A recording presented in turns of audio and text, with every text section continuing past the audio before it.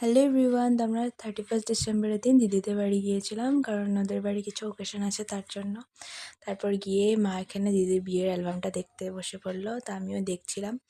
তারপর অ্যালবাম দেখার পর আমরা চা খেয়ে খেয়ে দেবদাস দেখছিলাম। দেবদাসটা দেখতে তো ভালোই লাগে, অনেকবার দেখেছি আগেও, আবার দেখলাম। তারপর আমরা ডেকোরেশন করতে বসে গেলাম। সো আমার দিদির বেবি শাওয়ার আছে 1 তারিখে, তো তাই আমরা এসেছি আর তার জন্য ডেকোরেশন চলছে।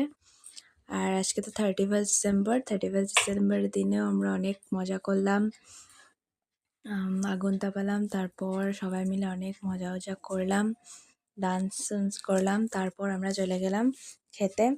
তো চিকেন দিয়ে জমিয়ে খেয়ে নিলাম, একদম ভালো করে খেয়ে দিয়ে তারপর যেই 12টা বাজলো আমরা সবাই বোম ফাটাতে চলে গেলাম। অ্যান্ড লাস্টে হ্যাপি নিউ ইয়ার সবাইকে। এই বছরটা সবাই ভালো কাটুক।